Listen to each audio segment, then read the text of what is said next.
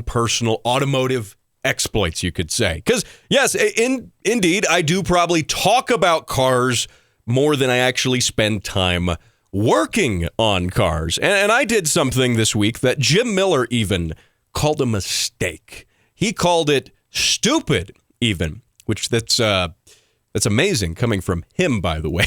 And you'll figure out why here in a second. But to give you some context, a couple of weeks ago on the show, I had a question from none other than the operations manager here at AM 1460 The Answer. That's my home base I'm broadcasting out of. Of course, you can hear this show, however, on 100.7 The Word as well as 91.7 KLZR. But Brett Stevens, he's my operation manager, and he said, hey, my son wants to buy a new car. What should we do? What should we get? And I said, before you even look at what kind of car you're getting, don't buy new. If you want that new car feeling, if your son wants that new car experience, you need to look into something called certified pre-owned. And certified pre-owned, to get you up to speed on what I talked about, if you didn't catch it on the podcast, of course, you can catch those podcasts on Spotify, iHeart, iTunes, of course, YouTube and Facebook on video, as well as Spotify, I should say. It's all on video now, and you should subscribe to the show there. Even if you listen to it here regularly on the radio, go ahead and subscribe to it online to show support of the show. It really helps out a lot over there on the in the realm of the internet. But what I told Brett that he should do with his son, of course, is go certified pre-owned. And the reason for that is namely depreciation, because when you buy a new car, you lose 15 to 20% the second you drive off the lot. Actually, really, the second you sign the paperwork, you lose that money. And that's worse, by the way, if you're financing that car, because you suddenly owe more what you just paid for than the car's actually worth. If you flipped it and sold it a day or two later, you're going to be upside down in that. And that's never a good thing. Certified pre-owned is fascinating, though, because it's a fancy, yes, it is a fancy way of saying used car. But it comes with a few caveats that are worth knowing, which is it's a used car that's had usually a fairly comprehensive inspection done. Now, the dealerships like to boast, 790-point inspection. I could tell you if it's that many points on it, the technician probably isn't taking that much time to go through each of those. But generally, it is a pretty comprehensive inspection that is done on the car. So much so that the manufacturer feels confident in offering a warranty, and sometimes even a manufacturer-backed extended warranty on that certified pre-owned car. In some cases, that warranty is actually better than the warranty you would have had if you just bought the car new. So there are benefits to it.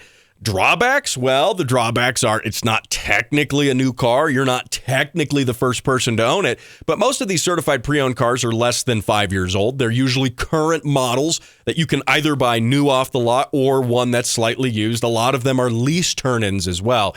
And I'm here to say, all of this being said, that I actually practice what I preach, because I bought another car. Yeah, I did. That's why Jim Miller, he's like, hey, you already have the A86, the S2000, the 240, the other Subaru, the Hawkeye Subaru, the truck, the Jeep, and some other stuff.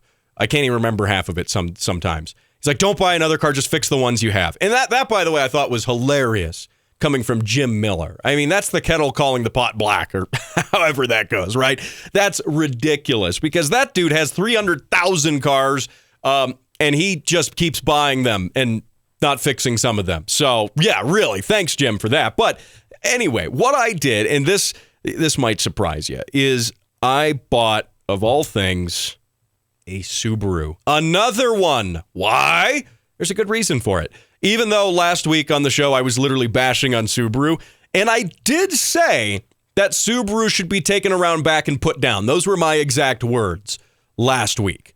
But we can just kind of forget about that and pretend that last week's show didn't happen, and pretend that you can't just go onto the podcast and find it where I said that. We're just going to pretend that. I said Subaru was also out of touch, that Subaru had lost their mind. All of these things were in response to the S210, which is their super high-performance version of the new generation WRX now.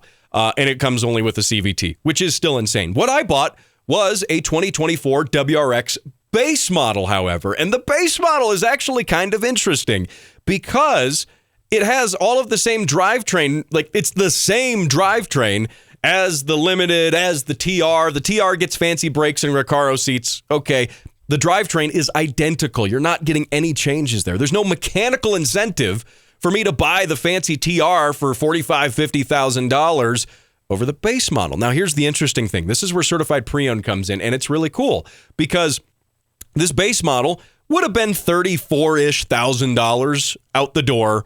And that's before tax, by the way. It's before tax and registration. I got this one, a 2024 base model WRX with all of the things I wanted, which was nothing, basically. I wanted a manual transmission, a turbo, and all-wheel drive. It was kind of my criteria. That was really it. I didn't really care what the rest of the car had. But I got what I wanted, and I got out that door $26,000. Of course, yeah, I had to register it and do stuff with the county and the state. That added a couple thousand. But the actual cost of the car, $26,000. Basically, at $8,000, $9,000, whatever difference from brand new. And get this car had 700 miles. In fact, in the state of Colorado, it actually legally could be sold as a new car if it didn't already have one owner. Apparently, the guy bought it, said, "Hey, I can't afford the insurance on this thing," and brought it back to the dealership, a week or two later. And so legally, it's a one-owner car. They can't sell it as new. They do the inspection. They sell it as certified pre-owned. Now, in Colorado, your mileage may vary if you're listening on the podcast out of state. They can technically sell a car with, I believe, up to 3,000 miles on it as quote-unquote new. And those would be dealership miles if it was like a dealership loaner car. The key is that it can't have had a single owner yet on it. And the dealership obviously doesn't count as an owner in this case. So, yeah, that's why I did that. I mean, honestly, again, you talk about that depreciation. Somebody else took a hit on that depreciation for me, took the car back, they put it up for sale. I walked in and bought it. I got a 7-year powertrain warranty, and I spent a few extra bucks on a 7-year bumper-to-bumper warranty for it. And guess what?